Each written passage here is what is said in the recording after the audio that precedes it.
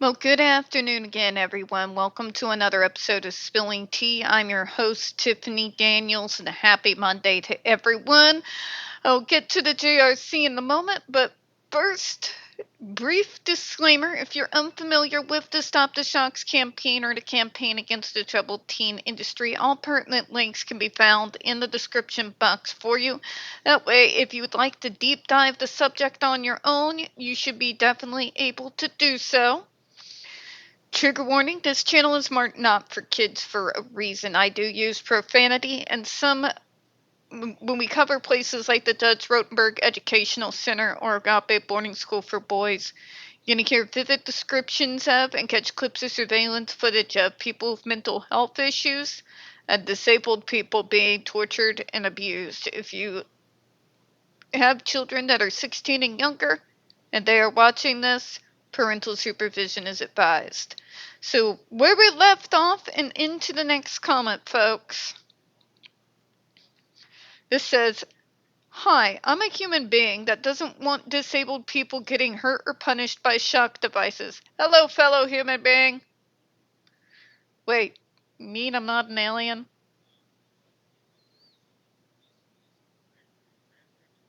Y'all lied to me.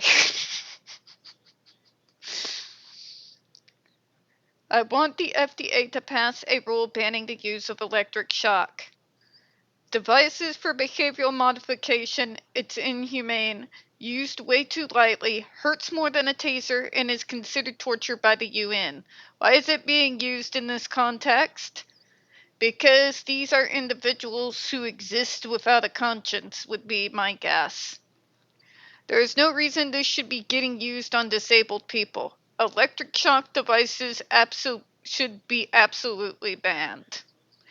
I didn't mean to make fun of it. It's just, yeah, the whole thing, the changeling narrative, and the fact that some people for years thought maybe we were, how did they put it in Britain, pod people or aliens. I've earned some strange ones, so I just wanted to inject a little bit of humor there. Still disappointing. Between me not being an alien and me not getting super autism from the COVID shots, you're like selling me a false bit of goods here, conspiracy theorists. And by the way, since I'm asking, where the hell is that paycheck from Georgie Soros I'm supposed to be getting for this shit? Because he's like almost 20 years late. Alright, to the next comment here.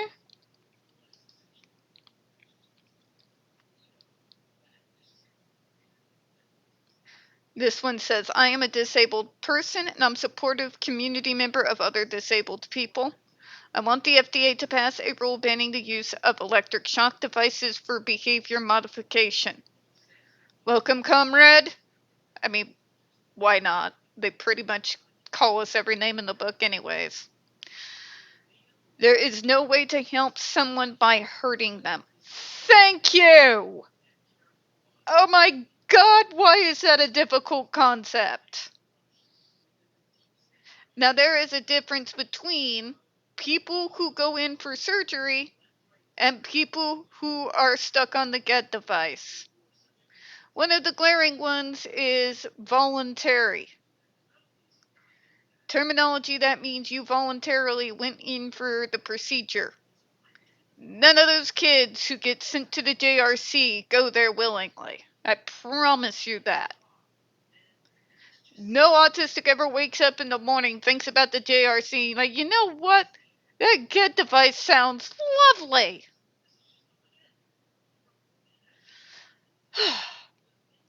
You cannot train someone to stop harming themselves by becoming the one that causes harm. Thank you. God.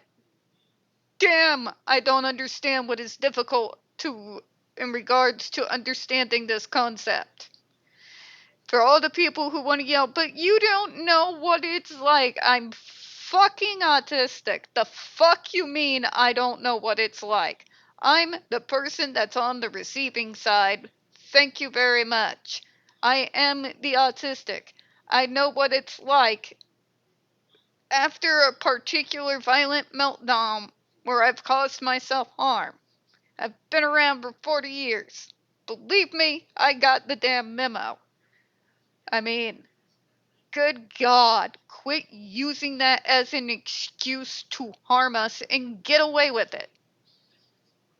If it doesn't work for abusive parents, it's not going to work for you. Ah. Not a single person, no matter their behaviors or disabilities, should ever be subjected to them. The current use of electric shock devices is nothing short of legalized assault, particularly when the what devices we're talking about are not manufactured with the same purpose as a police taser or stun gun. Those are specifically designed to stop criminals so that they can be apprehended. The device at the JRC is literally designed with the concept of mind to cause the wearer intense amounts of pain. Unlike the criminal, they're never allowed to take it off. Just say.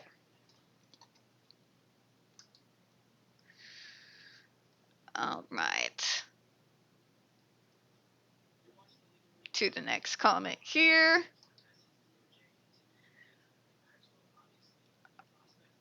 All right, now this one is another template one, so we won't be rereading it into infinity here. So although that was the third one, we'll go ahead and pull this one up. This one says the use of electric shock to extinguish behaviors, even those that are self-injurious and or dangerous, is inhumane and an infringement of human rights. Thank you. It's common sense, people. Full consent is not acquired in most cases, which is unethical, especially considering the aversive nature. None of those kids are getting a say in this. Their parents or guardians do. The parents and guardians are not the ones undergoing the treatment. Therefore, this whole concept, but there's consent, is dubious at best. Come on now. Shocks cause emotional trauma to individuals, which can lead to other problematic behaviors. Other methods and strategies must be used. Pretty simple, isn't it? We're going to do one more. Just one more here.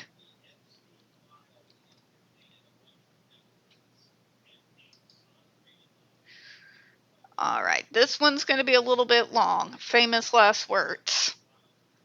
So, this individual says, I want the FDA to pass this rule banning the use of electrical stimulation devices for behavioral modification. As an autistic person myself, it sickens me to know that electrical stimulation devices and other painful and injurious aversives are often used against people in my community. It is cruel, inhumane practice that needs to be banned. Looking back on my early childhood, I can identify many typically autistic behaviors that I displayed. When I was 6 years old, for example, I developed the habit of repeatedly hitting myself on the forehead. This was a form of stating repeated actions which many autistic people naturally find soothing. Most forms of stimming are entirely harmless, even if they may seem a bit odd to observers. Hand flapping and rocking back and forth, for example. Mine has always been leg shaking. At some point, I'll show you guys what that actually looks like. It's a little weird and it drives my family nuts. This particular stim, however, was harmful to me as I sometimes developed a bruise on my forehead.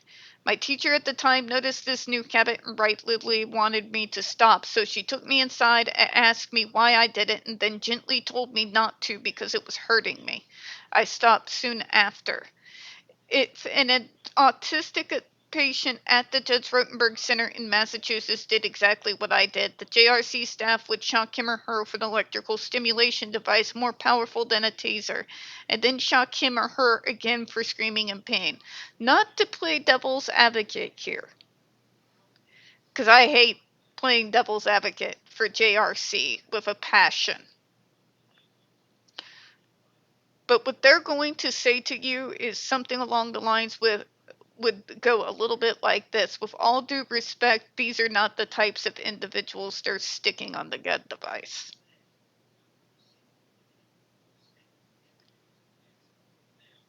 Now, I disagree with the statement that I just said, but that would be what the JRC would say. The individuals they tend to put on the GED device are folks who are already known to regularly cause themselves self-harm. And they do so to the extent that a logical conversation with a compassionate person to get them to stop has already been a method that's been tried before they get sent to the JRC. Okay? It's not just all of a sudden all these people just neglected them and lost all common coherent sense. These folks more than likely have begun with that sort of trying to figure things out. Okay? Now, we're going to understand those kids a lot better than any of these folks ever will or hope to. But we got to keep that in mind that not everybody who shares our diagnosis experiences our diagnosis in the exact same way. There are individuals that are going to have more of a difficult time dealing with self-injurious / aggressive behavior. In particular, those of us who've gone through trauma pretty early, than other individuals who share our diagnosis.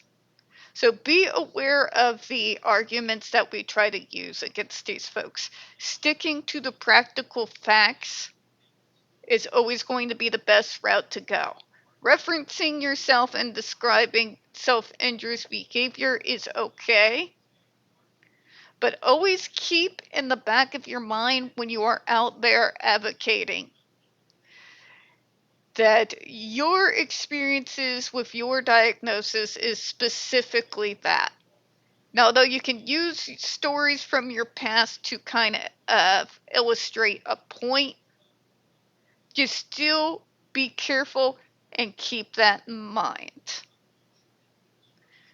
Just saying, because the JRC will take that and run with it. You're going to end up in the same way a good majority of us have, with a bunch of people shouting in your face, frothing at the mouth, screaming about how you're not like their child. Just be aware of that. All right? The argument above also obscures the fact that the electronic shock devices are not only used to stop autistic people from harming themselves. At the Judge Rotenberg Center, electric shock devices are used on people when they behave in any way that the attending staff do not like. And the way they have that vague terminology in their behavioral contracts, they can literally construe any of those reasons to mean whatever the hell they say it does and shock someone because it's Tuesday, and nobody will be able to naysay them. At the Judge Rotenberg Center, electronic shock devices are used on people when they behave in a way that the attending staff do not like. This can include staring, standing up, stimming in natural and harmless ways, and as I alluded to earlier, screaming in pain after being shocked. The fact that staff at the JRC are given tools to cause severe pain in patients are literal push of a button, and they use these tools to punish patients from harmless and sometimes entirely involuntary behavior is unacceptable, it is cruel, and it is wrong. This is an inhumane practice that needs to be banned immediately to stop the irreparable harm and trauma that is inflicted daily on disabled members of our community. Very well said, and in fact, I'm going to close this video out on that note. We don't get very many views on this channel, and the few we do get tend to get removed from time to time. So please don't forget to hit the like button, hit subscribe, don't forget to hit the comments, and please make sure real quick that you're still set up to receive notifications. We still have our HIPAA series as well as our Advanced Directives series going. We are also going to continue on with Down the Rabbit Hole and the Medicaid series as well. We don't want you to miss anything. I do appreciate your time, and as always, folks, we here at Spilling Tea absolutely do. Hope you have a good one. I'll see you all in a little bit. Bye bye, everyone.